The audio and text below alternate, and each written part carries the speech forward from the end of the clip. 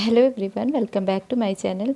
आज मैं दीक्षा पर हो रहे ट्रेनिंग बच्चों की बातचीत कक्षा का अहम संसाधन का भाग 5 का प्रश्नोत्तरी शेयर करने जा रही हूँ। आई होप आप लोगों के लिए हेल्पफुल रहेगा।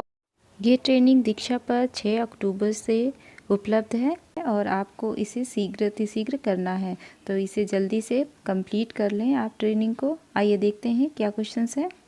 क्वेश्चन नंबर 1, सौरभ जी की कक्षा में ज़्यादातर वही समझाने और बताने की भूमिका निभाते हैं। उनके अनुसार शिक्षक की मुख्य जिम्मेदारी बोलना और बच्चों की मुख्य जिम्मेदारी सुनना है। आपके अनुसार उनकी पढ़ाने और सीखने के बारे में क्या मान्यताएं हो सकती हैं?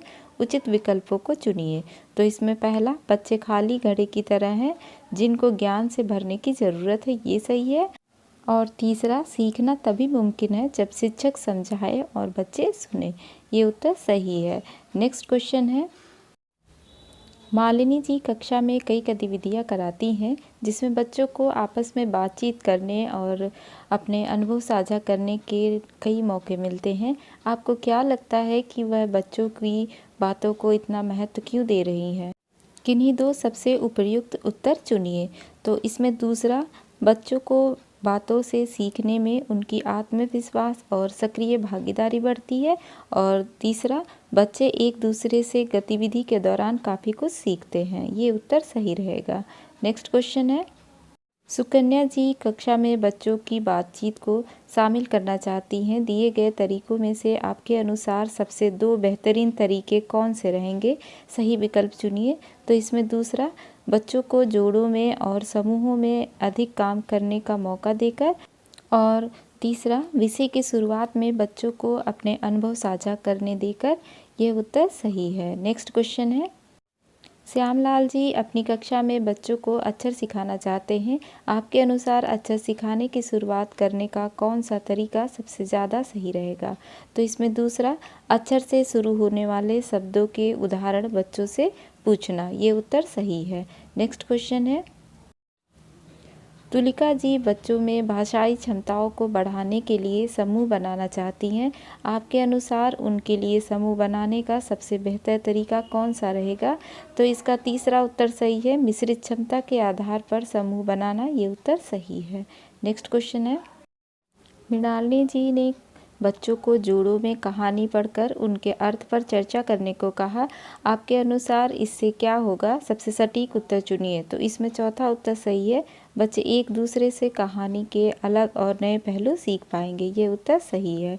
नेक्स्ट क्वेश्चन है, शैलेश जी कक्षा में पढ़ाए गए विषय पर बच्चों द्वारा अपने शब्दों में किए गए प्रदर्शन या प्रस्तुतिकरण का इस्तेमाल काफ़ी पसंद करते हैं।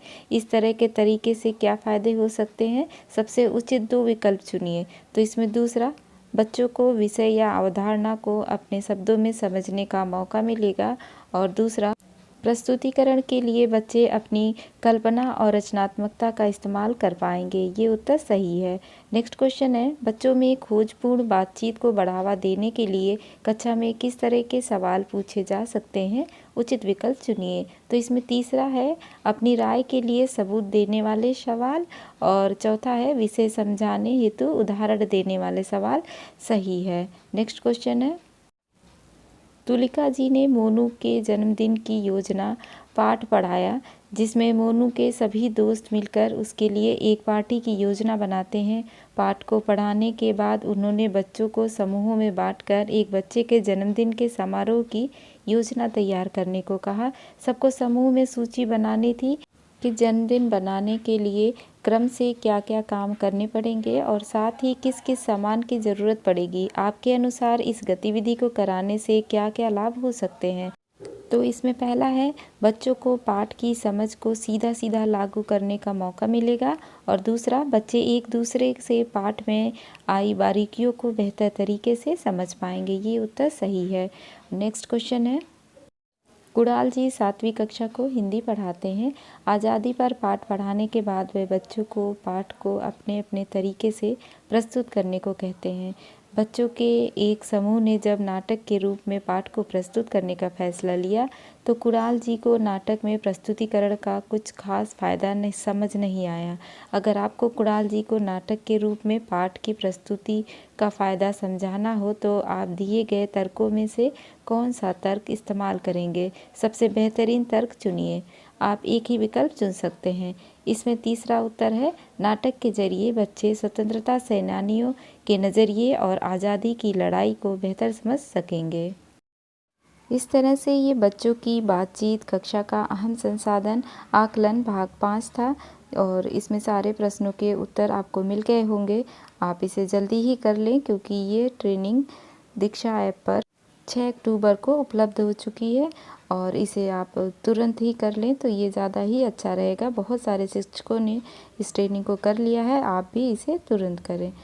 अगर आपको मेरा वीडियो हेल्पफुल लगा तो प्लीज़ लाइक करें, इसे ज़्यादा से ज़्यादा शिक्षकों तक शेयर करें और मेरे चैनल को सब्सक्राइब करें। तो मिलते हैं नेक्स्ट वीडियो में। Thanks for watching.